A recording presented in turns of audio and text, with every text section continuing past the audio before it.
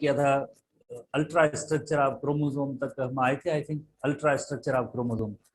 तो एनटीबी में भी आप अपने text book, NTB national text book है, उसको भी ओपन करेंगे, एज वेल एज जैसे एसटीबी है उसको भी देखेंगे, बिकॉज क्रोमोसोम कंपोजिशन दोनों बुक्स का जो है जैसे पीएमसी के सिलेबस में जो चीज़ें होती हैं, आप एक चीज़ ध्यान में रखते हैं, क्वेश्चन पूछते हैं, जो पीएमसी के सिलेबस में दिया जाता है, जो एनएमडी कैट का जो सिलेबस दिया जाता है, उसमें जो टॉपिक होता है वो topic NTB as well as STB दोनों को देखना होता है। तो इसी तरह से जो आपको जो सिलेबस शेयर किया गया है वही टॉपिक चैप्टर 6 के जो पढ़ेंगे, तो एनटीबी में जो कुछ लिखा हुआ है एज वेल एज एसटीबी में भी जो कुछ लिखा हुआ है, दोनों को डिस्कस करेंगे, उसी सेम टॉपिक को उसमें डिस्कस करेंगे। तो इसी तरह से ये chromosome chemical composition of chromosome heading है, केमिकल कंपोजिशन ऑफ क्रोमोसोम।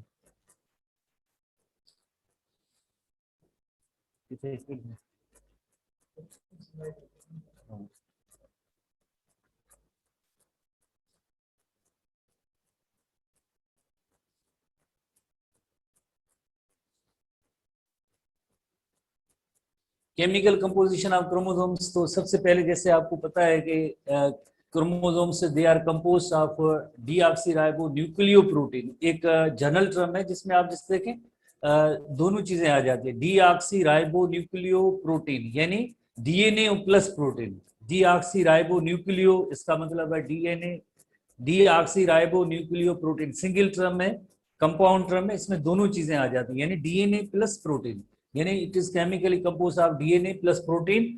और प्रोटीन कौन से प्रोटीन्स? हिस्टोन प्रोटीन्स हैं, बॉल लाइक प्रोटीन्स है, जो क्वाइलिंग को गाइड करते हैं, जिसकी वजह से जो क्वाइलिंग होती है तो उसे हम कहते हैं कि ये जो हिस्टोन्स हैं बॉल लाइक प्रोटीन है। जैसे average size 5 centimetre long with in 140 million nucleotide. जैसे क्रोमोसोम जो होता है, जैसे आपको बताया कि कल आपने जैसे पढ़ा था कैरियोटाइप के हवाले से, कैरियोटाइप के हवाले से आपने क्रोमोसोम नंबर 1 से लेकर 22 पेयर्स तक ऑटोसोम्स पढ़े, 23rd पेयर जो है सेक्स क्रोमोसोम है। मेल की सेक्स क्रोमोसोम में एक्स वाई होते हैं, एक्स क्रोमोसोम की साइज बड़ी होती है और वाई क्रोमोसोम की साइज जो छोटी होती है एज कंपेयर्ड। जैसे अगर हम फीमेल का सेक्स क्रोमोसोम उनमें देखें फीमेल के, तो उसमें दोनों एक्स क्रोमोसोम होते हैं जिनकी साइज बराबर होती है। तो ये बात हो रही है ओवरऑल क्रोमोसोम की साइज की। जैसे क्रोमोसोम नंबर 1 है उसकी साइज जैसे बड़ी है, देन आहिस्ता आहिस्ता छोटी साइज होती जा रही है। तो average size of the chromosome is 5 centimetre, average size of the chromosome is 5 centimetre, वो बताई हुई point 5 centimetre long DNA with 140 million जो है न्यूक्लियोटाइड्स होते हैं। इसी तरह से क्रोमोसोम्स जो हैं उसमें जैसे केमिकल कंपोजिशन में आप जैसे देखेंगे केमिकल कंपोजिशन के हवाले से, तो उसमें DNA 30 to 40%, proteins 50 to 60% and RNA 1 to 10%। ये जो है पॉइंट्स हैं एचटीबी की पॉइंट्स हैं, जो सिंध टेक्स्ट बुक बोर्ड के अंदर जो एक इलस्ट्रेशन दी गई है उसके अंदर ये जो पॉइंट्स हैं वही वहां से ली गई है।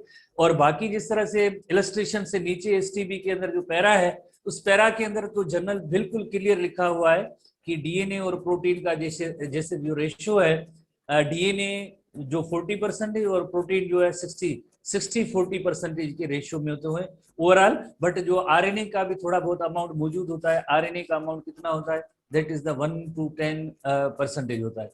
डीएनए की तो मेन जो कंपोनेंट है डीएनए, बिकॉज डीएनए क्यों हम प्रोटीन की तरफ नहीं आते, डीएनए क्यों? Because particular segment of DNA on the chromosome is called the gene, और जीन की वजह से कैरेक्टर्स एक जनरेशन से दूसरी जनरेशन में ट्रांसमिट होते हैं या इनहेरिट होते हैं।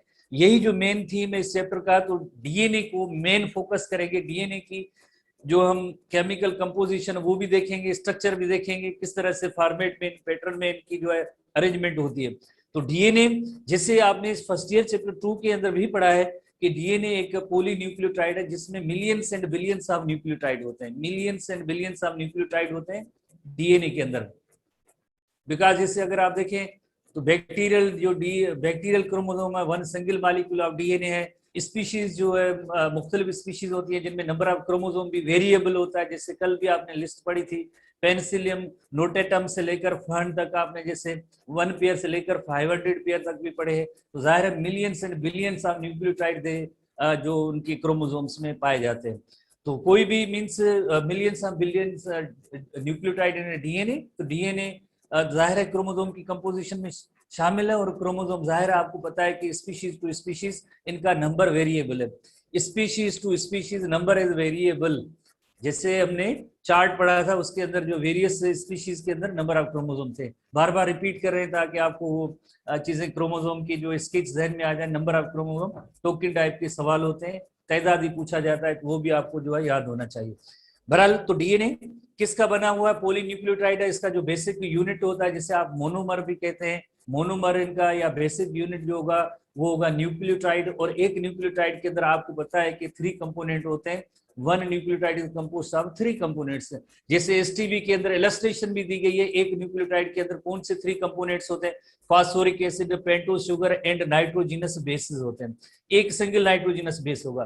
3 चीजें ये जब जाहिर है, एक जैसे पेंटोज शुगर है, फास्फोरिक एसिड है, फास्फोरिक एसिड, पेंटोज शुगर और नाइट्रोजिनस बेस, यानी ये 3 चीजें जब होंगी तो एक सिंगल न्यूक्लियोटाइड बनेगा। और इस जैसे millions and billions of nucleotide they join together and DNA molecule बनता है। तो ये जो नाइट्रोजिनस बेसिस होते हैं बेसिकली इनकी 2 कैटेगरीज होती हैं। एक होते हैं प्यूरिन बेसिस होते हैं जो एडेनिन एंड ग्वानिन होते हैं, और दूसरे होते हैं पिरिमिडिन बेसिस जो साइटोसिन एंड थायमिन होते हैं। शॉर्ट टर्म में हम जैसे प्यूरिन एडेनिन बेस को जैसे कैपिटल ए से, ग्वानिन कैपिटल जी से, और पिरिमिडिन बेसिस में जैसे साइटोसिन सी और थायमिन जो है वो टी से एक्सप्रेस करते हैं। ये क्यों प्यूरिन पिरिमिडिन? जैसे आप सबको मालूम है कि जैसे प्यूरिन बेसिस जो है डबल रिंग स्ट्रक्चर है, और जो पिरिमिडिन जो नाइट्रोजिनस बेसिस हैं वो सिंगल रिंग स्ट्रक्चर है। तस्वीरें भी होगी किस जगह पे, आपने देखी भी होगी, टेक्स्ट बुक कई जगहों पे मीन्स मौजूद है। तो हम भी यहाँ पे इसको डिस्कस करेंगे। तो प्यूरिन बेसिस जो है एडेनिन एंड ग्वानिन, और पिरिमिडिन जो होंगे साइटोसिन एंड थायमिन। कोई एनी ऑफ वन बेस होगा, जैसे आइदर एडेनिन होगा या ग्वानिन होगा या साइटोसिन होगा या थायमिन होगा, कोई भी एक होगा। एडेनिन होगा, ग्वानिन होगा, साइटोसिन होगा या थायमिन, कोई इनमें से any one of the base होगा। एडेनिन, ग्वानिन, साइटोसिन, थायमिन, इनमें से एक न्यूक्लियोटाइड के अंदर ये जो लाइक जो पेंटोज शुगर के साथ लिंक होता है, और देन पेंटोज शुगर के साथ फास्फोरिक एसिड होता है। तो ये शुगर जो है मेन स्केलेटन के तौर पे काम करता है, स्केलेटन के तौर पे काम करता है। इस स्केलेटन के अंदर क्यों? वाई? बिकॉज एक साइड पे नाइट्रोजनस बेसिस भी अटैच है और दूसरी साइड से जो है फास्फोरिक एसिड भी अटैच होता है। तो ये जो पेंटोज शुगर है, पेंटोज शुगर को हम कहेंगे कि ये स्केलेटन है, न्यूक्लियोटाइड का स्केलेटन है। दोनों साइड से मीन्स एक तरफ से जो है नाइट्रोजनस बेस भी इसके साथ लिंक होता है कार्बन नंबर 1 पे, और कार्बन नंबर 5 पे जो है फास्फोरिक एसिड लिंक होता है। तो एनीवे, तो ये जो टोकन टाइप की क्वेश्चन है, मेमोराइजेशन क्रेमिंग के सवाल हैं, आप याद करेंगे। बाकी जो है न्यूक्लियोटाइड की कंपोजिशन के अंदर 3 जो इसके कंपोनेंट्स होते हैं आप सबको मालूम है कौन से, लाइक फास्फोरिक एसिड है, पेंटोज शुगर है, नाइट्रोजनस बेस है। तो बहुत ही आसान चीजें हैं। अब हम थोड़ी सी नेक्स्ट चलते हैं आगे। तो यूकैरियोटिक क्रोमोसोम्स जो होते हैं, यूकैरियोटिक क्रोमोसोम किसके बने हुए हैं? कंपोस्ट ऑफ क्रोमेटिन के complex of protein and DNA. जैसे हमारे एसटीबी के अंदर भी जो सेकंड जो पैरा जो मौजूद है उसके अंदर भी यही बताया गया है। सेकंड पैरा के अंदर भी यही 60-40 का रेशियो दिया गया है, यानी 60% प्रोटीन एंड 40% डीएनए। तो इसे हम कहते हैं क्रोमेटिन कहते हैं, that is called chromatin, compost of chromatin, यानी कॉम्प्लेक्स ऑफ क्या किसका है? Complex of DNA and protein है। तो आल्सो सेगमेंट ऑफ आरएनए भी मौजूद है जो 1 to 10% या थोड़ा रेशियो होता है। और आरएनए क्या है? RNA is the site segment of RNA. यहाँ पे क्या लिखा है? साइट ऑफ आरएनए से ये इसका रिलेशनशिप नहीं। बहरहाल तो duplex DNA duplex long double stranded fibre है जो अनब्रोकन। जैसे आपने जैसे डीएनए की स्ट्रक्चर के बारे में पढ़ा होगा कि डीएनए का जो स्ट्रैंड होता है अनब्रोकन जो होता है, डबल स्ट्रैंडेड डुप्लेक्स होता है। इसे हम कहेंगे डबल स्ट्रैंडेड, और डुप्लेक्स है अनब्रोकन यानी कंटिन्यूस है, स्टार्ट होने से लेकर कंटिन्यूस जो डबल स्ट्रैंडेड है, जिसे हम कहेंगे कि ये डुप्लेक्स, डबल स्ट्रैंडेड डीएनए को डुप्लेक्स कहते हैं।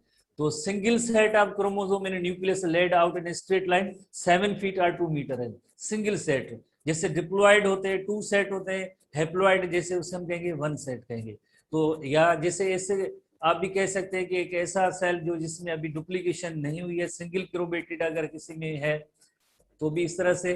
बट जो एक सिंगल टेक्स्ट बुक में सिंगल सेट ऑफ क्रोमोसोम यानी हाफ जो क्रोमोसोम है उनको स्ट्रेट किया जाए, यानी ये जो हाईली क्वाइल्ड है इनको अगर स्ट्रेट किया जाएगा तो एक सेल के अंदर जो इनकी साइज होगी 2 मीटर्स और 7 फीट होगी, 2 मीटर्स और 7 फीट। जैसे ह्यूमन सेल जो उसके बारे में बात हो रही है, तो उसमें 7 फीट और 2 मीटर्स जो इनकी थ्रेड की लेंथ होगी। तो क्वेश्चन यही अराइज होता है कि सेल छोटे, इसमें इतने जो है बड़ी लेंथ का जो ये फाइबर कैसे आया? Because of highly coiled structure, highly coiled structure. Because जो हिस्टोन प्रोटीन्स होते हैं, बार लाइक प्रोटीन्स होते हैं, they guide the coiling of the DNA. तो अगर ये बार लाइक प्रोटीन ना होता तो शायद इतनी प्रॉपर कॉइलिंग ना होती और ये इतनी बड़ी स्ट्रक्चर एक सिंगल सेल के अंदर ना आती। तो ह्यूमन बॉडी भी अमेजिंग बॉडी है। जैसे 60 ट्रिलियन एडल्ट में जो सेल्स होते हैं और उनके अंदर हर सेल के अंदर 7 फीट और 2 मीटर का एक फाइबर जस्ट डीएनए मौजूद है। तो इसकी एक बहुत ही बड़ी डिस्टेंस हो सकती है। बहरहाल सो बिकॉज ऑफ ये क्यों है हाई, जो सिंगल सेट के जो अंदर जो है 7 फीट और 2 मीटर, ये क्यों है? By because of they are highly coiled. Coiling कैसे? Look like the string of beads. जैसे अगर क्रोमोसोम को हम देखते हैं, क्रोमोसोम के अंदर हमें ये नजर आता है कि ऐसी बीड लाइक स्ट्रक्चर्स, जो बीड लाइक ऐसी स्ट्रक्चर्स हाईली कंडेंस्ड और कॉइल्ड सूरत में, कॉइलिंग की सूरत में नजर आते हैं। तो इसका मतलब है कि ये थ्रेड जो है बहुत ही हाईली, कैसी कॉइलिंग की लेवल होगी वो हम आगे डिस्कस करें। टॉपिक आज है, हम डिस्कस करेंगे। तो हमने प्रीवियसली भी पढ़ा है कि every 200 nucleotides DNA duplex is coiled about a complex of histones. तो 200 न्यूक्लियोटाइड जब होंगे, 200 न्यूक्लियोटाइड, तो एक जैसे ये हिस्टोन प्रोटीन है, उस पर जब एक कॉइलिंग होगी तो 200 न्यूक्लियोटाइड जो इसमें आ सकते हैं, 200 न्यूक्लियोटाइड पे एक कॉइलिंग हो सकती है। तो ये एक जस्ट टोकन टाइप का क्वेश्चन है, तो आप इसको नोट करेंगे, जो आई थिंक एसटीबी एनटीबी में मौजूद है। हिस्टोन्स क्या है? स्मॉल बेसिक पॉलीपेप्टाइड्स है। हिस्टोन प्रोटीन है, बार लाइक प्रोटीन है। जैसे कल हमने पढ़ा था कि ये जैसे धागे की रील होती है, उसके अंदर जो कागज की रील या कोई प्लास्टिक की रील होती है, उसके ऊपर जो धागा जो है हाईली कंटेंट्स आर कॉइल्ड होता है। अगर ये रील ना होती तो कॉइलिंग प्रॉपर ना होती। इसी तरह से अगर ये हिस्टोन प्रोटीन ना होते तो कॉइलिंग ऑफ द डीएनए ये भी नहीं होती। तो इसके लिए ये कॉइलिंग को गाइड करने के लिए हिस्टोन प्रोटीन का होना जरूरी है। और हिस्टोन प्रोटीन किसके बने हुए? You know very well, protein है तो ये पॉलीपेप्टाइड चेन होगी, बट इसके अंदर 2 ऐसे अमाइनो एसिड हैं जो बहुत ही ज्यादा होते हैं। कौन से 2 amino acid? Arginine and lysine. ठीक है, कई मरतबा ये सवाल भी ऐसा आ चुका है, they are rich in amino acid. कौन से? Arginine and lysine. Textbook में भी मौजूद है, ये सारी पॉइंट्स टेक्स्ट बुक में मौजूद है। और कॉइलिंग क्यों होती है? जैसे डीएनए जो है उसमें नेगेटिव चार्ज होती है फॉस्फेट ग्रुप की वजह से, हिस्टोन प्रोटीन है positive charge, so it becomes tightly coiled. इस वजह से ये टाइटली कॉइल्ड होता है।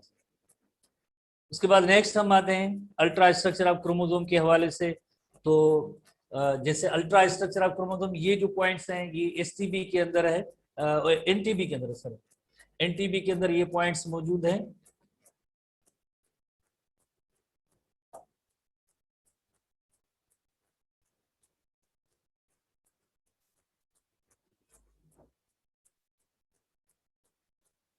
एनटीबी के अंदर ये पॉइंट्स मौजूद हैं। एनटीबी के अंदर, एनटीबी के अंदर पॉइंट्स मौजूद हैं।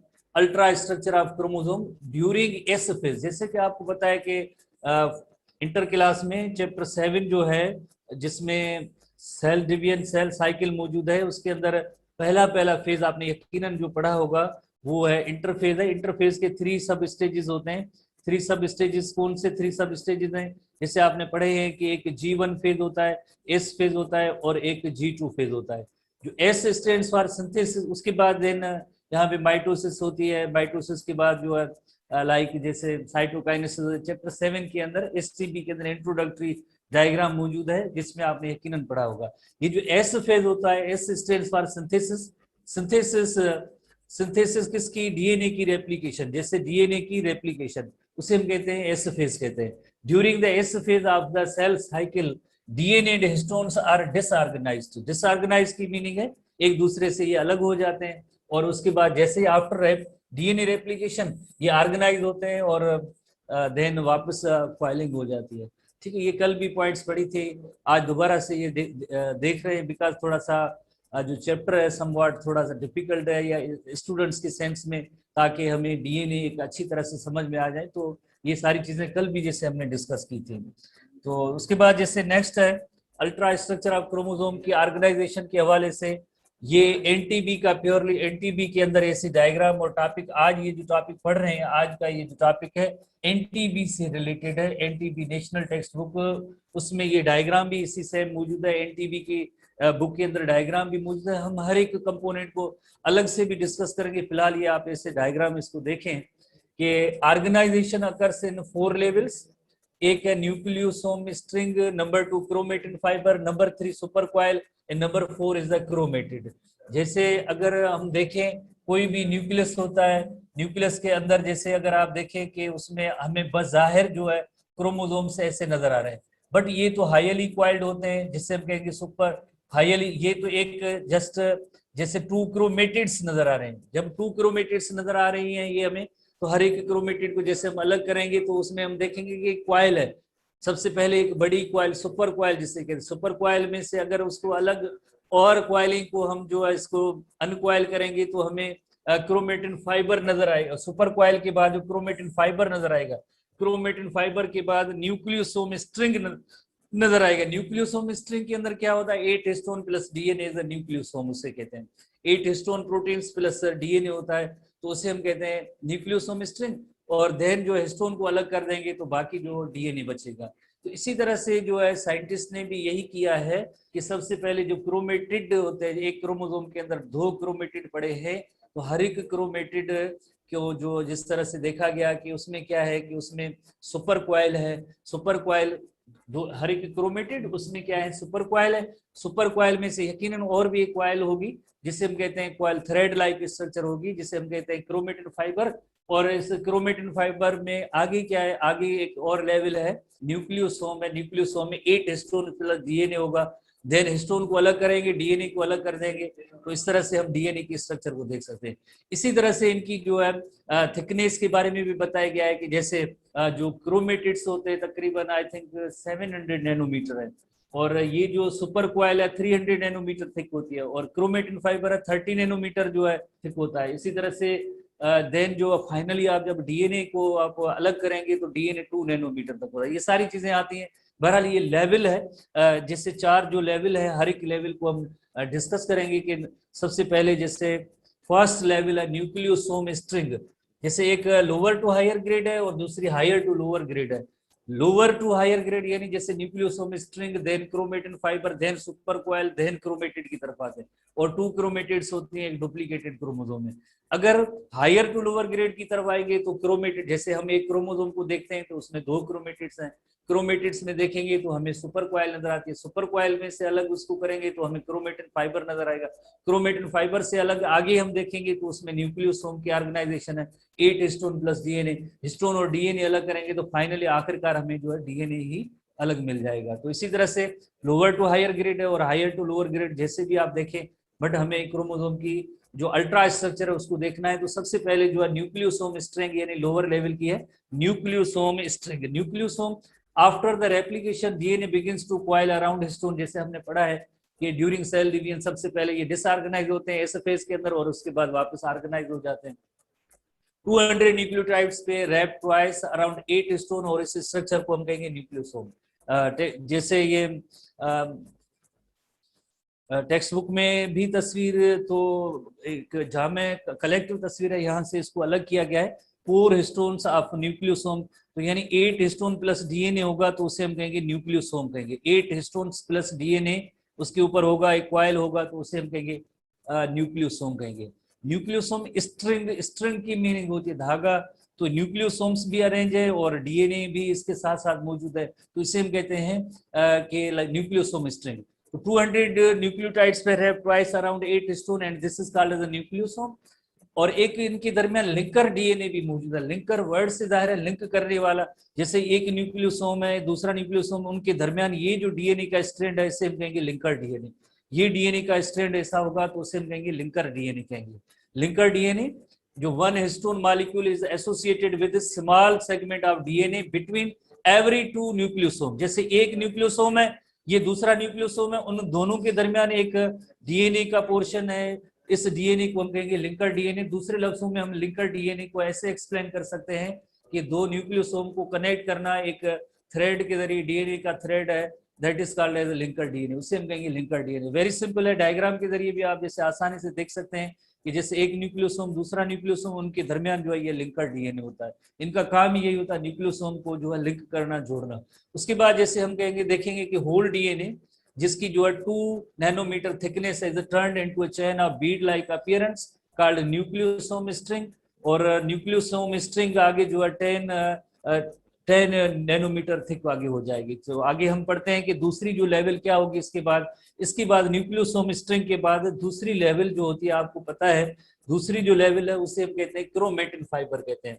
दूसरी जो लेवल है उसे हम कहेंगे क्रोमेटिन फाइबर। जो टोटल 4 लेवल है उसमें दूसरी जो लेवल है that is called chromatin fibre.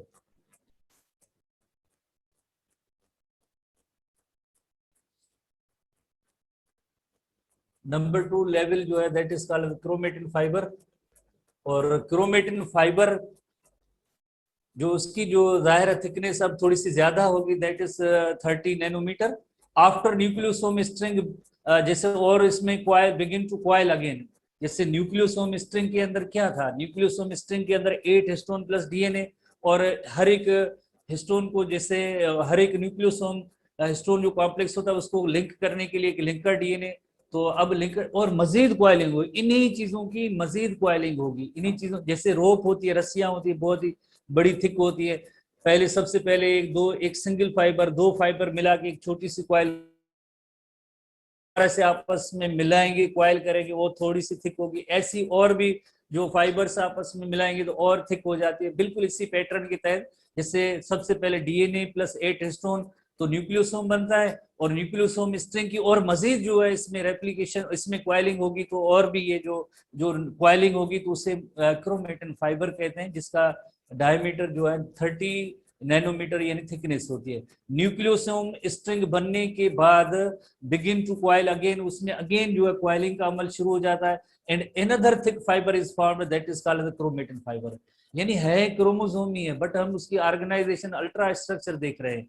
तो क्रोमोसोम के अंदर जनरली हमने पढ़ा है कि इसके अंदर 60% protein and 40% DNA, but organisation क्या है, किस तरह से ऑर्गेनाइज्ड है, वो हम देख रहे हैं कि जब न्यूक्लियोसोम की मजीद और क्वाइलिंग होगी तो ये थोड़ा सा फाइबर, इसकी डायमीटर भी, थिकनेस भी बढ़ेगा। कंपोजिशन वही सेम है कि इसमें histones and DNA, but coiling का जो पैटर्न है वो जरा थोड़ा सा डिफरेंट हो रहा है। हायर ग्रेड की क्वाइलिंग हो रही है, यानी जैसे न्यूक्लियोसोम स्ट्रिंग बनी उसके बाद अगेन जो है क्वाइलिंग का अमल शुरू हुआ, और उसके बाद ये अगेन एक थिक फाइबर बना है, और ये थिक फाइबर जो है 30 नैनोमीटर इसकी थिकनेस होती है या डायमीटर होता है, उसे हम कहेंगे chromatin fibre. And it happens during G1 and G2 phases. जैसे सेल साइकिल के अंदर जो आपने पढ़ा है कि इंटरफेज के अंदर G1 फेज होता है, सब स्टेज होता है, उसके बाद S फेज होता है, उसके बाद G2 फेज होता है। तो ये अमल कहाँ पे होगा, G1 एंड G2 फेज पे होगा। G1 एंड बहुत इंपॉर्टेंट सवाल होते हैं ऐसे कि क्रोमेटिन फाइबर का जो बनने का अमल कब होगा, ये होगा G1 एंड G2 फेज के दौरान। क्रोमेटिन फाइबर में थिकनेस कितनी होगी, क्रोमेटिन फाइबर की थिकनेस जो 30 नैनोमीटर थिक होगी। Chromatin fibres show 2 regions, chromatin fibres show 2 regions. ये हमारे एसटीबी टेक्स्ट बुक है, उसके अंदर जो अल्ट्रा स्ट्रक्चर ऑफ क्रोमोसोम में उससे नीचे की पैरा है, उसमें ये मौजूद है सेम टॉपिक। तो यहाँ पे इसको जो है इस कैटेगरी में, क्रोमेटिन फाइबर की कैटेगरी में ये सेम टॉपिक इंक्लूड किया गया है कि एक होता है हेटेरोक्रोमेटिन, यानी हाईली कंडेंस होता है and never expressed. Heterochromatin is highly condensed and never expressed. जैसे देखें ये बहुत ही हाईली क्वाइल्ड है, और जब भी क्रोमोसोम, जब भी डीएनए की एक्सप्रेशन होती है तो जाहिर है इसमें जो है 2 फाइबर्स जैसे थोड़े से अनक्वाइल होते हैं ताकि उन जीन्स की जो एक्सप्रेशन हो सके, बट ये परमानेंटली जैसे कंडेंस्ड होते हैं, क्वाइल्ड होते हैं, हाईली क्वाइल्ड होते हैं। हेटेरोक्रोमेटिन दे नेवर एक्सप्रेस। इसी तरह से दूसरा जो पार्ट होता है यूक्रोमेटिन, नॉट सो कंडेंस, इतना ज्यादा कंडेंस नहीं है, हाईली कंडेंस नहीं है। जैसे आप ये यूक्रोमेटिन देख रहे हैं तो इसमें इतनी जो है क्वाइलिंग और कंडेंसेशन हाईली नहीं है, ये हाईली कंडेंस और क्वाइल्ड है। सो जीन्स कैन बी एक्सप्रेस्ड, इनमें जो जीन्स होंगे इस डीएनए के अंदर वो एक्सप्रेस होंगे, और ये इसके जो जीन्स हैं वो एक्सप्रेस नहीं होंगे। वेरी सिंपल सी टर्मिनोलॉजी है, highly condensed chromatin fibre is called heterochromatin, और जिनकी जीन्स एक्सप्रेस नहीं होंगे। और जो कंडेंस नहीं है तो उनके जीन्स एक्सप्रेस होते हैं, उससे हम कहेंगे euchromatin. Eu refers to good और ट्रू तो जाहिर है इसके अंदर जीन की एक्सप्रेशन होगी। So during cell division uniform chromatin fibre is established because euchromatin is condensed. तो जैसे सेल डिवीजन के दौरान तो यानी डिवाइड हो रहा है, एक्सप्रेशन तो नहीं हो रही है, तो इस तरह से हमें बाजार ये नजर आएगा कि यूनिफॉर्म या एक ही जैसा जो है हाईली क्वाइल्ड है, जीन एक्सप्रेशन का टाइम नहीं है। तो मीन्स सेल डिवीजन के अंदर हमें ये अपीयरेंस इसकी ऐसी होगी कि ये जो यूनिफॉर्म क्वाइल्ड होगा। तो अगेन आप क्रोमेटिन फाइबर पे आप आए तो पहला यूनिट जो इनका था न्यूक्लियोसोम स्ट्रिंग, जिसके अंदर 8 हिस्टोन प्लस डीएनए था। जब यही दोबारा से क्वाइल बनेगी तो मजीद थिक हो जाएंगे। थिकनेस कितनी होगी, 30 नैनोमीटर थिक होगी और 30 नैनोमीटर थिक होगी। और ये अमल कब होता है, इंटरफेस के G1 एंड G2 फेज के अंदर होते हैं।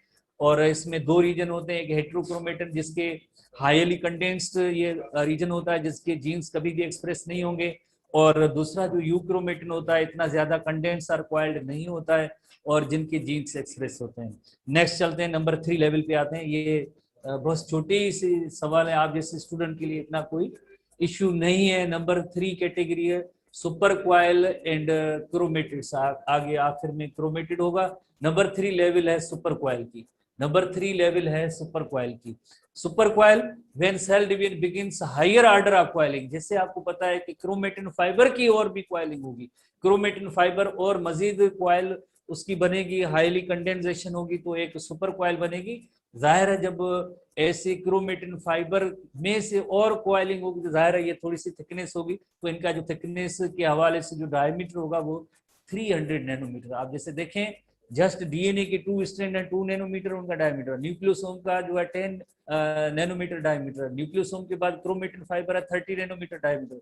अब ये सुपर क्वाइल है तो इसका 300 नैनोमीटर डायमीटर होगा। ऐसी चीजें आप यकीनन आप समझ रहे हैं, इंटीटेस्ट की स्टूडेंट हैं जो जाहिर है जब जस्ट 2 थ्रेड्स हैं तो उनका डायमीटर थोड़ा कम है, हिस्टोन मिल जाते हैं और डायमीटर ज्यादा, क्वाइल होती है तो और भी डायमीटर जैसे ज्यादा हुई हो रहा है। तो ये सुपर क्वाइल है तो इसका डायमीटर जो है 300 नैनोमीटर होगा। ये टोकन टाइप के सवाल हैं जो याद करने हैं, क्रैमिंग करनी है, मेमोराइजेशन करनी है। जैसे cell division begins higher order of coiling होती है तो क्रोमेटिन फाइबर की मजीद जो क्वाइलिंग होगी जिसके रिजल्ट में सुपर क्वाइल बनेगी और जो 300 नैनोमीटर इनकी थिकनेस और डायमीटर होगी। चौथा और आखिरी ऑर्डर है दैट इज कॉल्ड क्रोमेटिड्स। जैसे हम जो न्यूक्लियस के अंदर हमें जो नजर आते हैं डुप्लीकेटेड क्रोमोसोम, उसमें 2 क्रोमेटिड्स होती हैं। अंदर क्या है वो हमें नहीं मालूम था, जो अभी हमने डिस्कवर किया कि क्या क्या चीजें होती हैं। सबसे पहले डीएनए की 2 स्ट्रैंड और हिस्टोन तो बनेगा न्यूक्लियोसोम। न्यूक्लियोसोम के बाद जैसे आपने देखा न्यूक्लियोसोम के बाद नेक्स्ट जो कैटेगरी थी जो क्रोमेटिन फाइबर की थी, क्रोमेटिन फाइबर के बाद जैसे सुपर क्वाइल बनी है, सुपर क्वाइल के बाद ये क्रोमेटिड बनते हैं। Chromatid immediately super coil establishes into chromatid. So as a result of coiling around itself 700, एक क्रोमेटिड का जो डायमीटर होता है वो 700 नैनोमीटर है। तो अब एक क्रोमेटिड का डायमीटर है 700 नैनोमीटर, सुपर क्वाइल का डायमीटर है वो 300 नैनोमीटर, और इसी तरह से क्रोमेटिन फाइबर का डायमीटर है 30 नैनोमीटर, और न्यूक्लियोसोम का जो डायमीटर होगा वो 10 नैनोमीटर है। जस्ट डीएनए की 2 स्ट्रैंड है, इनका जो थिकनेस और डायमीटर होगा ओनली 2 नैनोमीटर होगा। इसी तरह से आप याद करेंगे, ठीक है, ये याद करने के सवाल है। जैसे आप यहाँ पे भी देख सकते हैं कि ये मेटाफेज का क्रोमोसोम है तो इसमें जाहिर है 2 थ्रेड्स हैं, एक थ्रेड ये दूसरा थ्रेड, जिसे हर एक थ्रेड को हम कहते हैं क्रोमेटिड कहते हैं। तो क्रोमेटिड ये यहाँ इस जगह पे होगा तो यकीनन इसका डायमीटर होगा 700 नैनोमीटर होगा। तो इस क्रोमेटिड में जो है देन सुपर क्वाइल जो निकली है, सुपर क्वाइल निकली है तो यकीनन इसका 300 नैनोमीटर डायमीटर है। सुपर क्वाइल के बाद जो एक क्रोमेटिन फाइबर होता है 30 नैनोमीटर, इसमें एक सिंगल फाइबर है। न्यूक्लियोसोम जो स्ट्रिंग है जिसमें 10 नैनोमीटर डायमीटर है। और फाइनली जिस तरह से बाल लाइक प्रोटीन अलग होंगे और डीएनए अलग होगा तो इन डीएनए का जो थिकनेस है डायमीटर होगा 2 नैनोमीटर होगा। तो ये जो है लोअर ग्रेड की ऑर्गेनाइजेशन और हायर ग्रेड की ऑर्गेनाइजेशन, हायर ग्रेड की ऑर्गेनाइजेशन, लोअर ग्रेड की ऑर्गेनाइजेशन, इस तरह से जो है क्वाइलिंग का अमल होता है। उसके बाद नेक्स्ट जो हेडिंग है अगेन यहाँ पे एक बार और भी देख लेते, चलो नेक्स्ट हेडिंग है कॉन्सेप्ट ऑफ जीन, कि जीन क्या है। हमारे एनटीबी का ये टॉपिक है, एनटीबी में ये मौजूद है कॉन्सेप्ट ऑफ जीन। जैसे आपको पता है कि जेनेटिक मटेरियल हम कहते हैं, ओवरऑल कहते हैं न्यूक्लियस में कहाँ पे chromosomes, genes are located on chromosomes. What is gene? Particular segment, specific segment of DNA that encodes a particular chain of amino acid polypeptide chain आगे बनाती है, तो वो उसके अंदर इतनी इंफॉर्मेशन मौजूद होती है, उसे हम कहते हैं जीन कहते हैं। तो अगेन ये जीन को कॉन्सेप्ट जैसे एनटीबी नेशनल टेक्स्ट बुक का जो है सिलेबस के अंदर पार्ट ये मौजूद है, हम इसको डिस्कस करते हैं। तो genes are the heredity units, और जैसे मेंडल ने इनके बारे में एलिमेंट या फैक्टर कहा था, मेंडल को जीन्स के बारे में एग्जैक्ट जीन वर्ड मेंडल के नॉलेज में नहीं था, मेंडल ने ये नहीं दिया था। लेटर विल्हेम जैनसन इसने जो है 1909 के अंदर इन्होंने कहा कि ये जीन्स है। तो जीन क्या है? पर्टिकुलर या specific segment of DNA which encodes the sequence of amino acid of a particular जैसे पॉलीपेप्टाइड, तो उससे हम कहेंगे जीन कहेंगे। That is called particular segment of DNA, chromosome के अंदर पर्टिकुलर सेगमेंट ऑफ डीएनए होता है, उसे हम कहते हैं जीन कहते हैं। जैसे आपको पता है कि each and every characteristic is regulated by the gene. हर एक कैरेक्टर बॉडी के अंदर जितने भी कैरेक्टरिस्टिक हैं वो सब जीन से रेगुलेटेड है, directed by the genes, regulated by the genes, controlled by the genes, सब जीन्स के अंडर होता है। तो segment of DNA are found on chromosome. ऐसी सेगमेंट कहाँ पे? यकीनन जो है क्रोमोसोम्स हैं उनके अंदर। जैसे ये पर्टिकुलर सेगमेंट है, ये जैसे अलील फॉर ब्राउन आई कलर, और ये जो जिस तरह से अलील फॉर ब्लू कलर, अलील पे भी हम आते हैं। जैसे जाहिर है जिन्होंने चैप्टर 8 जेनेटिक्स पढ़ा होगा उनको अलील के बारे में नॉलेज होगी यकीनन। दूसरा टर्म हम सीखेंगे लोकस। लोकस सिंगुलर है, लोसाई प्लूरल होता है। लोकस यानी लोकेशन, लफ्ज आपसे यकीनन इससे बन जाएगा। Locus location, location is the site, site is the place, place are the point और position, position of gene on the chromosome is called the locus. जैसे ये तो क्रोमोसोम है, क्रोमोसोम में एक खास मखसूस पोजीशन जो होती है उस जीन की, इस जीन की position of gene on chromosome is called the locus. ठीक है, the site of gene on chromosome, site की मीनिंग है जगह, point, place, location of gene on chromosome is called the locus. जैसे ये ब्राउन आई कलर, आई colour का जो gene की लोकेशन है, आई कलर के जीन की लोकेशन है, यानी आई कलर का जो जीन होगा क्रोमोसोम में इस पॉइंट पे मौजूद है। उसके बाद दूसरा टर्म है अलील है। जैसे एसटीबी के अंदर चैप्टर 8 के अंदर जेनेटिक्स जिन स्टूडेंट ने पढ़ी होगी उनको यकीनन पता होगा, the alternative form of the gene is called Aleel.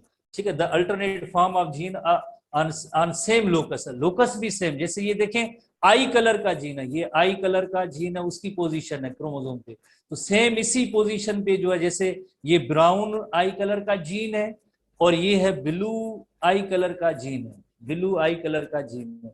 Gene किसका है? ट्रेट क्या है? ट्रेट और कैरेक्टर है आई कलर, उसके दो अलील है।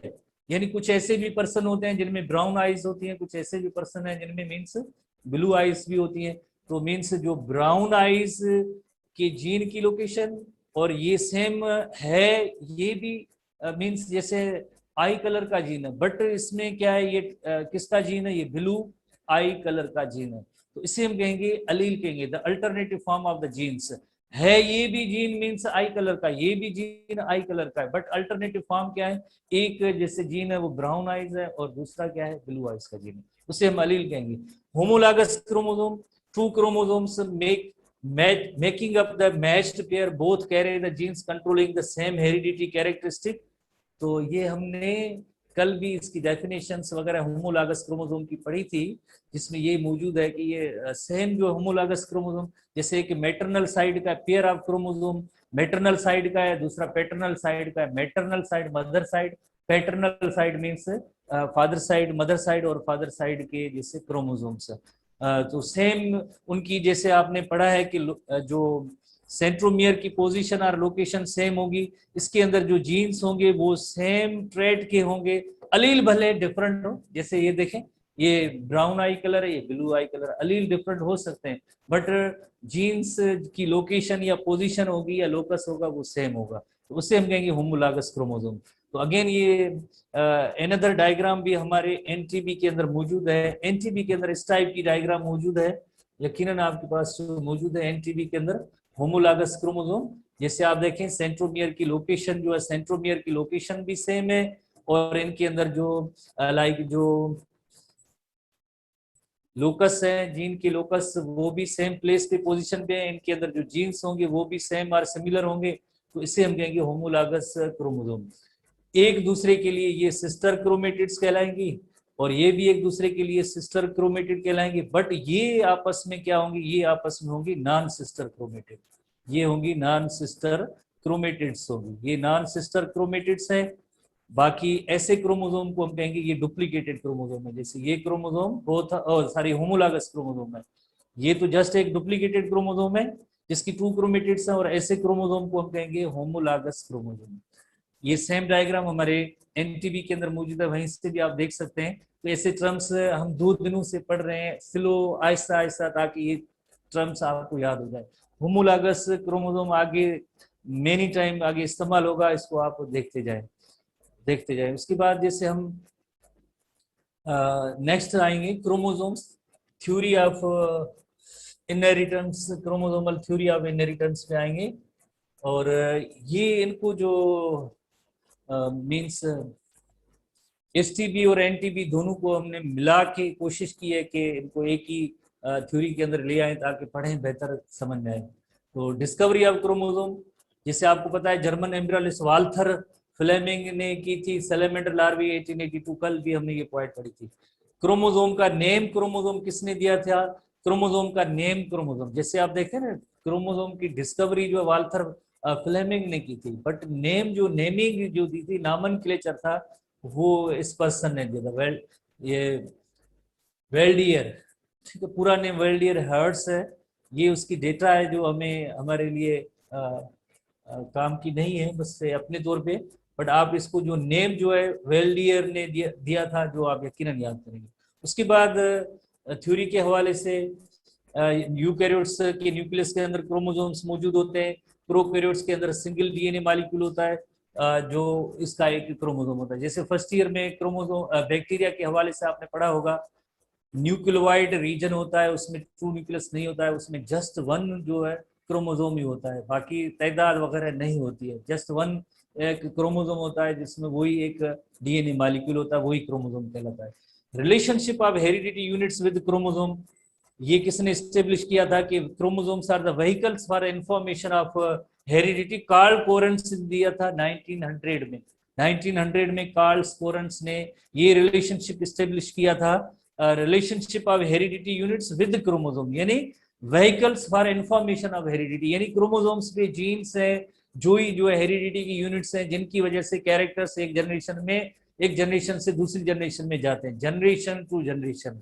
जनरेशन ये है जनरेशन टू जनरेशन। हमारी जो है नोटिंग में कई जगहों पे GEN लिखा हुआ है, स्टूडेंट पूछते हैं कि GEN क्या है? टेक्स्ट बुक की पॉइंट्स है, अगर आप वही पैरा अगर अपने टेक्स्ट बुक में देखेंगे वो फुल फॉर्म उसमें मौजूद है, क्लियर मौजूद है। हम यहाँ बोलते भी हैं कि जनरेशन टू जनरेशन, फिर भी GEN क्या है, जिसे इसे आम जबान में कहते हैं लकीर की फकीर जैसे। जनरेशन टू जनरेशन है, टेक्स्ट बुक में मौजूद है, आप खोलें बुक तो ओपन करें, या आई थिंक आजकल मॉडर्न स्टूडेंट शायद यही पढ़ते हैं कि मोबाइल पे ही पढ़ते हैं, जो मोबाइल में होंगी वही चीजें पढ़ेंगे, क्योंकि we are habitual to mobile. Mobile से चीजें याद हो जाती है, बाकी चीजें याद नहीं होती। ये टेक्स्ट बुक की पॉइंट्स है, बुक में हाथ में उठाए नहीं उठाएंगे, क्योंकि हमें मोबाइल वर्जन चाहिए, मोबाइल में होगा तो याद होगा, ठीक है, ये हैबिट बना लिए, इसको छोड़ें। आप एंट्री टेस्ट की प्रिपरेशन कर रहे हैं, आप अपना फ्यूचर बना रहे हैं, तो सबसे पहले आप बुक तो हाथ में लें, बुक में क्या लिखा हुआ है। और हमेशा जो भले हम जितने भी मॉडर्न हो जाए, बुक की सिग्निफिकेंस और इम्पोर्टेंस को आप मत भूलें। बुक ही होंगी जो आपको जो है, जैसे हमारे कल्चर में तो अब ये मोबाइल के बगैर हम कोई भी बुक नहीं पढ़ सकते हैं, और बाकी मोबाइल से पढ़ना आप हर जगह पे देखेंगे तो बुक हाथ में होता है, बुक हाथ में होता है। ट्रेन में ट्रैवल कर रहे हैं तभी मीन्स अपने टाइम जो है वो मोबाइल पे नहीं बुक पे देते हैं, ठीक है। बहरहाल हमारी एक सजेशन होती है, यहाँ बैठ के आप वो दे सकते हैं। अप्लाई करने वाले आप हैं, चाहे वो मोबाइल से आप पढ़ें चाहे बुक से पढ़ें, जो आपको बेहतर लगे, जो आपको सक्सेसफुल बनाए। Thank you. So relationship of heredity units हम पढ़ रहे थे, chromosomes vehicle for information of heredity. Carl Correns ने 1900 में ये जो है ऐसी बात नोट की थी। उसके बाद जो क्रोमोसोमल थ्योरी ऑफ हेरिडिटी आई, वाल्थर सूटन जो यूएसए का था, एंड एक जर्मन था थियोडोर बवेरी, उन्होंने ज्वाइंटली एक थ्योरी दी जिसे हम कहेंगे क्रोमोसोमल थ्योरी ऑफ इनहेरिटेंस। देखें इसमें जो सीक्वेंस देखें, पहले क्रोमोसोम नंबर 1 क्रोमोसोम की डिस्कवरी, नंबर 2 क्रोमोसोम का name, number 3 relationship of heredity units with chromosome. उसके बाद चौथी पॉइंट है क्रोमोसोमल थ्योरी ऑफ इनहेरिटेंस, जो किसने दी? यूएसए का person Walter Sutton and Theodor Boveri, German zoologist था। इनकी कलेक्टिवली एक क्रोमोसोमल थ्योरी ऑफ हेरिडिटी आई थी। क्रोमोसोमल थ्योरी ऑफ हेरिडिटी आई थी। तो क्रोमोसोमल थ्योरी ऑफ हेरिडिटी के हवाले से हमारे एनटीबी एसटीबी के अंदर दोनों पॉइंट्स दोनों बुक्स के अंदर ये मौजूद है, क्योंकि आपको पता है कि 1866 में जैसे मेंडल ने लॉस दिए थे और उसकी रिकग्निशन कहीं पे भी नहीं हो रही थी, वाकई के मेंडल ने सही काम किया था या गलत काम किया था। 1900 में काफी कंट्रीज के अंदर डिफरेंट साइंटिस्ट इसके काम को रीचेक कर रहे थे। तो मींस जो मेंडल ने पॉइंट्स कही थी उनको कंपेयर किया गया था, क्योंकि मेंडल को जीन्स के बारे में नॉलेज नहीं थी कि जीन्स क्या होते हैं। ये जस्ट उसने कहा कि कुछ फैक्टर्स हैं जिनकी वजह से कैरेक्टर्स जाते हैं। तो इसी तरह से ये जो काफी उनका जो फोकस है वो पूरा मेंडल के एक्सपेरिमेंट्स उनको रीडिस्कवर करने पे था, और इसी तरह से क्रोमोसोम का भी बिहेवियर और जीन्स का बिहेवियर दोनों को मिला के उन्होंने थ्योरी दी थी। और एनटीबी के अंदर इसका चार्ट भी बना हुआ, वही सेम चार्ट है, एनटीबी टेक्स्ट बुक का सेम चार्ट है, यहाँ पे है, उसको कंपेयर किया गया है। तो chromosomal theory of inheritance, chromosomal theory of heredity है 1902 में Walter Sutton and Theodor Boveri ने दी थी। और बिहेवियर ऑफ मेंडल्स फैक्टर या genes is parallel to the behaviour of chromosomes at meiosis. तो उनका जो मेन फोकस ये था कि behaviour of Mendel's factors, Mendel की जो फैक्टर्स या जीन से वो उनकी बारे में क्या इंफॉर्मेशन है उनके पास, या किस तरह से करेक्टली इनका आपस में रिलेशनशिप बनता है, और क्रोमोसोम्स एट मियोसिस। तो देखें ये जो कॉलम है, पूरा कॉलम जो है, ये कॉलम इसमें बिहेवियर ऑफ द क्रोमोसोम, और वही जो इसको कंपेयर किया गया है बिहेवियर ऑफ जीन्स के साथ। जैसे अगर हम जनरली देखते हैं, मेनी टाइम ये हम पढ़ते हैं कि diploid cell before meiosis have 2 copies of each chromosome homologous while gametes after meiosis have only 1। जैसे in pea plant diploid cells have 7 pairs of homologous chromosome, और गैमीट्स के कितने होंगे, यकीनन 7 पेयर्स हैं, और ये होंगे जस्ट 7 क्रोमोसोम, हाफ हो जाएगा। तो ये देखें इसमें क्या मुश्किल बात है, जो आप मेनी टाइम्स ऐसी चीजें पढ़ती हैं। मीन्स ये कई चीजें ऐसे आपने डिस्कस कर ली है कि जैसे डिप्लॉयड नंबर जो भी डबल होता है, मियोसिस होगी गैमीट्स फॉर्मेशन के दौरान जैसे, तो फिर जो है उसमें हैप्लॉइड नंबर बन जाता है। इस पॉइंट को क्रोमोसोम्स के अकॉर्डिंगली बिहेवियर कैसे कंट्रास्ट उन्होंने लिया था, according to Mendel diploid cell has 2 copies of each gene, यानी पेयर ऑफ अलील होते हैं, 2 कॉपीज हैं, व्हाइल गैमीट्स हैव ओनली 1। जैसे डिप्लॉयड जो इंडिविजुअल है, डिप्लॉयड सेल है, उसके अंदर जैसे जाहिर है डिप्लॉयड उसमें 2 क्रोमोसोम है, तो जाहिर है अब जो म्यूसिस हो जाएगी तो वो अलग हो जाएंगे, हाफ हो जाएंगे। तो एक क्रोमोसोम ऐसा होगा जिसमें टालनेस का कैरेक्टर जैसे कैपिटल टी होता है, वो क्रोमोसोम अलग होगा, और उसी पर्सन के अंदर अगर एक स्मॉल टी वाला जीन था वो अब जो अलग हो जाएगा। जैसे डिप्लॉयड इंडिविजुअल होते हैं ना, डिप्लॉयड इंडिविजुअल, जैसे हम कहें कि ये क्रोमोसोम ऐसा है डिप्लॉयड जिसमें एक कैपिटल टी है और इसी सेम अलील का जो स्मॉल टी है, जब इनमें जब म्यूसिस हो जाएगी तो जाहिर है जब आगे जो सेल्स होंगे, एक ऐसा क्रोमोसोम होगा जिसमें स्मॉल टी आ जाएगा और दूसरा ऐसा क्रोमोसोम होगा जिसमें कैपिटल टी आ जाएगा। तो इसका इन्होंने फीचर दिया है capital R, capital Y, small Y, capital T, small T. आप कहेंगे हम एबीसी पढ़ रहे हैं, ये एबीसी नहीं है। चैप्टर 8 के अंदर आपने यकीनन जेनेटिक्स पढ़ी हुई, तो उसमें जीनोटाइप की ये जो जीन्स जीनोटाइप है। while gametes have only single, either capital R होगा या small r होगा, either capital Y और small y, either capital T और small t होगा। इसको कंपेयर किया गया था इस पॉइंट के साथ। इसी तरह से नंबर 2 पॉइंट है homologous pair of chromosome segregate during meiosis, ये तो आम सी बात है। और इसी तरह से according to Mendel pair of genes for each set also segregate from each other during meiosis. तो जैसे एक स्मॉल टी आ गया और दूसरा कैपिटल टी, ये सेग्रीगेट हो गए, ये अलग हो गए। तीसरी पॉइंट थी during meiosis each pair of homologous chromosome Orient on metaphase plate independent of any other pair that in anaphase each pair are sort independently। Meiosis cell division है चैप्टर 7 के अंदर, जिसमें आपको पता है कि जो डुप्लीकेटेड क्रोमोसोम होते हैं सबसे पहले जैसे इक्वेटोरियल प्लेन पे आते हैं, उनके अंदर हाफ स्पिंडल फाइबर अटैच होते हैं। देन उसमें जब पुलिंग होती है, डुप्लीकेटेड होते हैं, तो जाहिर है एक तरफ से जो है एक क्रोमेटिड होती है, दूसरे तरफ दूसरी क्रोमेटिड होती है, अलग हो जाएंगे। तो यानी उनमें ऐसे ही जीन अलग हो जाएंगे। कंपेयर है कि उनमें ऐसे ही जीन जैसे क्रोमोसोम अलग हुए तो जीन भी ऐसे ही अलग होंगे। According to Mendel, alleles of one gene pair also assert immediately to the other pair during meiosis. जैसे capital R, small r, capital Y, small y genotype as a result of independent assortment can form 4 type of gametes. आप student को याद है, अगर आपने genetics पढ़ी है तो उसमें जैसे अगर capital R, small R, capital Y, small Y, ये ऐसा जीनोटाइप है जिसमें 4 किस्म के गैमीट्स बन सकते हैं। आपने पढ़ा है ना जेनेटिक्स के अंदर, capital R, capital Y, capital R, small Y, capital small R, capital Y, small R, small Y, 4 किस्म के गैमीट्स जो बनते हैं। तो इनको कंपेयर किया गया था, इसमें इतने कोई बिग क्वेश्चन नहीं है, याद हो तो ठीक है, अदरवाइज हम आगे चलते हैं। DNA is hereditary material, DNA is hereditary material, इस पे एक्सपेरिमेंटेशन की गई थी। Experimentation, DNA is hereditary material, DNA is hereditary material.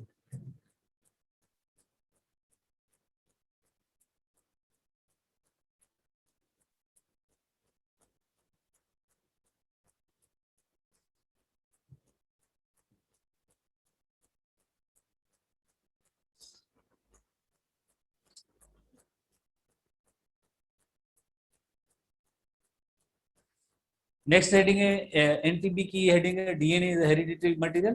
तो उस पर एक्सपेरिमेंटेशन की गई थी, डिफरेंट साइंटिस्ट ने एक्सपेरिमेंट किया टू प्रूव दैट कि डीएनए ही हेरिडिटरी मटेरियल है। जीन्स जिसे हम कहते हैं वो डीएनए की सेगमेंट है या डीएनए की फॉर्म ही होते हैं, तो डीएनए इज हेरिडिटरी मटेरियल। पहला एक्सपेरिमेंट ग्रिफ्थ का एक्सपेरिमेंट था, फ्रेडरिक ग्रिफ्थ, ब्रिटिश माइक्रोबायोलॉजिस्ट, 1928 में इसने किया था।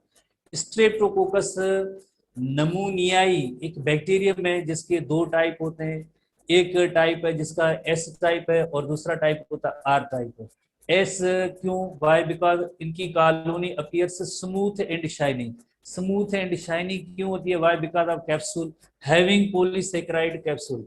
ऐसे बैक्टीरिया जिनमें कैप्सूल होते हैं तो जाहिर सेल वॉल से भी बाहर कैप्सूल। अब आप कहें कि कैप्सूल क्या होगा, तो कैप्सूल चैप्टर बैक्टीरिया का जो है फर्स्ट ईयर के अंदर उसमें आपने पढ़ा होगा कि एक सेल वॉल के बाहर एक और भी कवर होता है, लेयर होता है जिसका नेम है कैप्सूल, जो पॉलीसेकेराइड एंड प्रोटीन का बना होता है और हेल्प्स इन पैथोजेनिसिटी। तो फर्स्ट ईयर की टॉपिक है, तो आप ये ना पूछें कि व्हाट इज कैप्सूल, ठीक है। तो जिसमें कैप्सूल होगा तो वो डिजीज कराता है और उसकी सरफेस जो स्मूथ एंड शाइनी होती है, इस वजह से इसका नेम आ गया S type.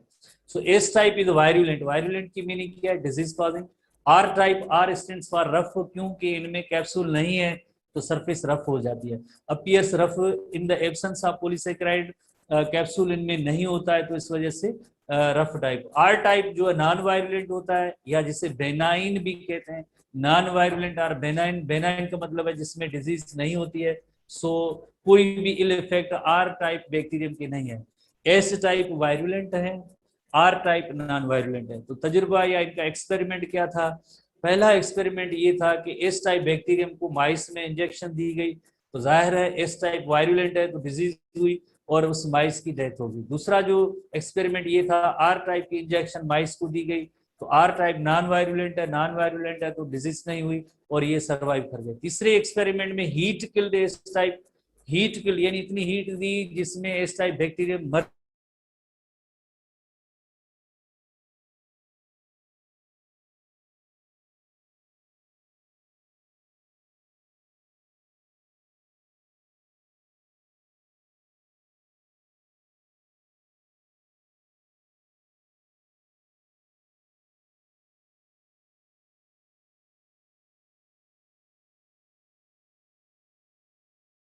Type, S type plus heat, sorry sorry ये एस टाइप है, सॉरी हीट, एक एस टाइप लिविंग और plus heat killed S type, क्योंकि एस टाइप के अंदर जैसे हीट किल्ड किया था नंबर 3, तो इसमें भी डिजीज नहीं हुई थी। एस टाइप है, इसमें जो डिजीज हुई है डेथ हुई है। तो इन दोनों को मिला के जब इंजेक्ट किया गया माइस में तो इनकी एक्सपेक्टेशन ये थी कि डिजीज नहीं होगी। कहाँ पे गलती, आर टाइप है, टाइपिंग में एरर है, आर टाइप, जिसमें आर टाइप में डिजीज नहीं होती है, हीट किल्ड एस टाइप, यानी ये आर टाइप में डिजीज नहीं होती है। प्लस नंबर 3 जैसे देखें हीट किल्ड एस टाइप, इसमें भी डिजीज नहीं होती है।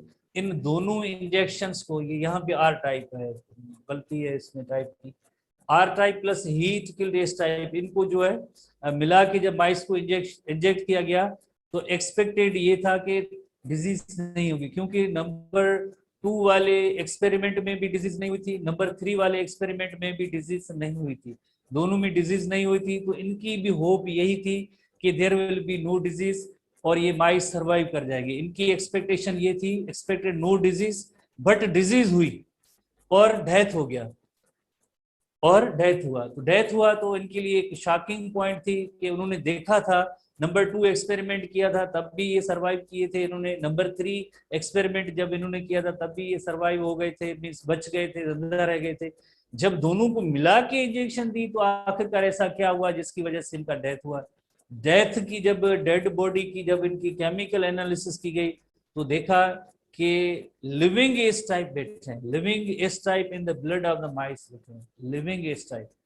कि लिविंग एस टाइप कहाँ से आए, हीट किल्ड एस टाइप थे ना, हमने तो injection heat killed S type थे, लिविंग तो उसमें जस्ट आर टाइप थे, ये एस टाइप लिविंग कहाँ से आए, जिन्होंने डिजीज कराई और उसकी वजह से डेथ हुई। तो उन्होंने कंक्लूड ये किया कि R type has been transformed into S type.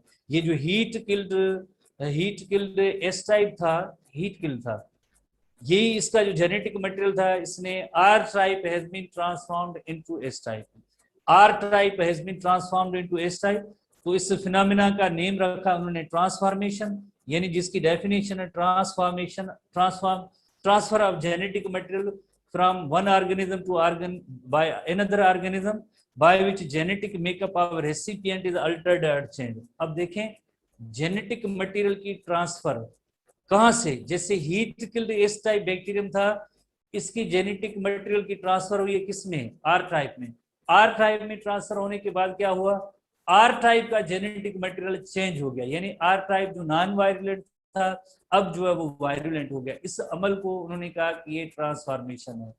जैसे नंबर 1 एक्सपेरिमेंट आर टाइप माइस को दिए गए थे, डेथ हुई, और एस टाइप दिए गए थे, डेथ हुई, आर टाइप की वजह से डेथ नहीं हुई, हीट किल्ड एस टाइप की वजह से डेथ नहीं हुई। बट जब living R type and heat killed S type दोनों को मिला के जब माइस को इंजेक्शन दी गई तो उसमें माइस की डेथ हो गई। तो पता चला कि इसमें लिविंग एस टाइप बैठे हैं। तो लिविंग एस टाइप ये कहाँ से आए, तो हीट किल्ड जो एस टाइप थे उनका जेनेटिक मटेरियल ट्रांसफर हो गया आर टाइप के अंदर, और देन आर टाइप का जेनेटिक मटेरियल चेंज हो गया, आर टाइप का जेनेटिक मटेरियल एस टाइप में। इस अमल को उन्होंने कहा कि ये ट्रांसफॉर्मेशन है।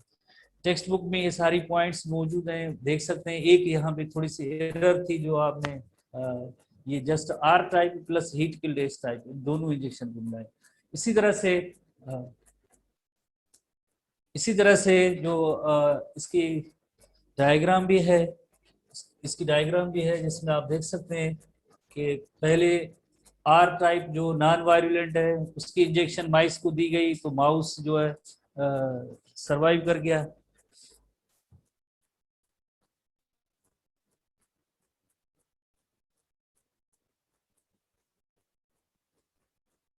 दूसरी इंजेक्शन जो है स्मूथ स्ट्रेन, ये वायरुलेंट होता है, तो उसमें माउस की जो है डेथ हो गई थी।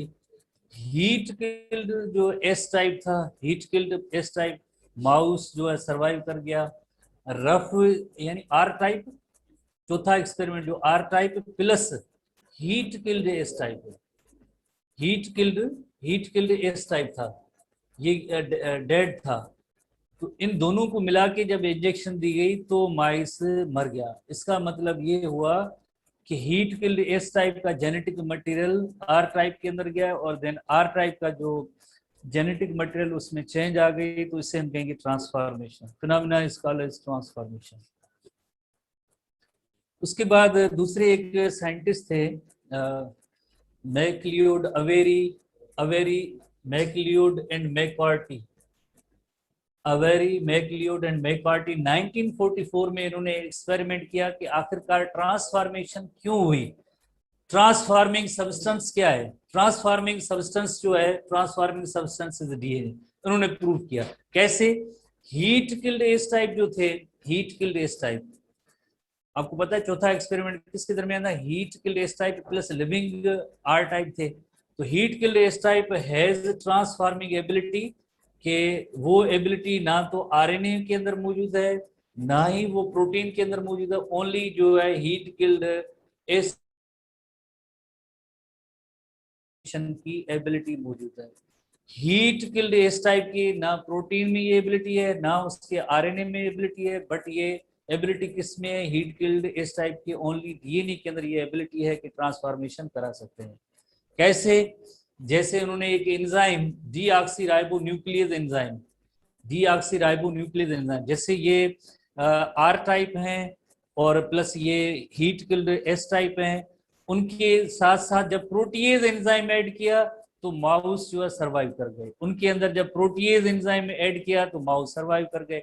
और इसी मीडियम में यानी R type plus heat killed S type और उनके अंदर deoxyribo nucleus enzyme, deoxyribo nucleus enzyme add किया। डीऑक्सीराइबो न्यूक्लियस एंजाइम का काम क्या होता है? It destroys DNA. तो ये डीएनए को डिस्ट्रॉय करता है। तो यहाँ पे आपने देखा कि माउस जो है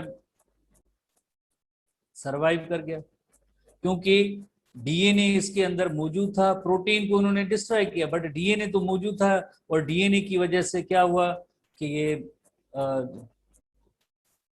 डीएनए की वजह से ये जो माइस मर गया। और हीट किल्ड इस टाइप था, इसके साथ जब डीऑक्सीराइबो न्यूक्लियस एंजाइम ऐड किया गया तो ये जो है माउस जिंदा रहा, मरा नहीं।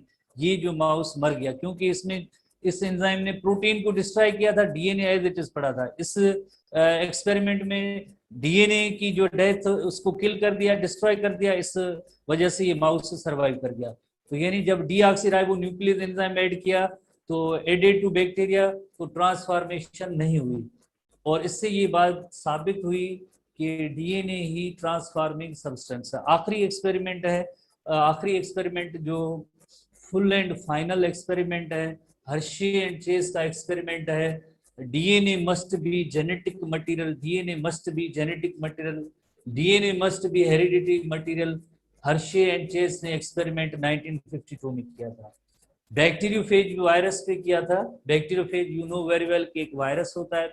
फर्स्ट ईयर में चैप्टर 5 के अंदर इसकी स्ट्रक्चर आपने पढ़ी होगी। क्या है इसकी स्ट्रक्चर के अंदर? जो एक डीएनए है, डीएनए के बाहर प्रोटीन कोट है जिसे कैप्सिड कहते हैं, और उसके बाहर जो है एक और एनवेलप मौजूद होता है। चैप्टर 5 के अंदर इसका लाइफ साइकिल भी मौजूद है। जब ये बैक्टीरियोफेज जो वायरस है बैक्टीरिया के ऊपर अटैक करता है तो सिर्फ उनका डीएनए उसके अंदर बैक्टीरिया के अंदर जाता है। ठीक है, ये पॉइंट्स आपने पढ़ी हुई है, याद की हुई है। जाहिर है कुछ स्टूडेंट ऐसे होंगे कि ये पता नहीं आप कौन सी बातें कर रहे हैं, हमें समझ में नहीं आ रहा। यकीनन ऐसे होंगे क्योंकि जैसे यहाँ से कोई भी टीचर क्लास फर्स्ट ईयर का ये मॉर्निंग सेशन लेके जब यहाँ से वापस मैसेजेस देखता है तो उसमें पहला मैसेज है कि रिवीजन क्लास रखें। पहला मैसेज यही होता है, रिवीजन क्लास रखें।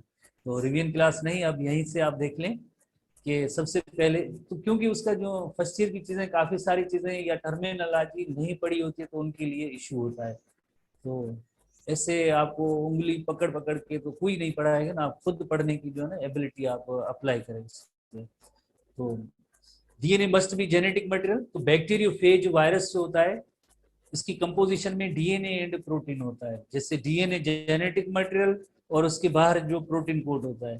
जैसे मैं हवा में डायग्राम बना रहा हूँ, काफी सारे स्टूडेंट जो है समझ गए होंगे कि हमने पढ़ा है, वेरी कॉमन टॉपिक है।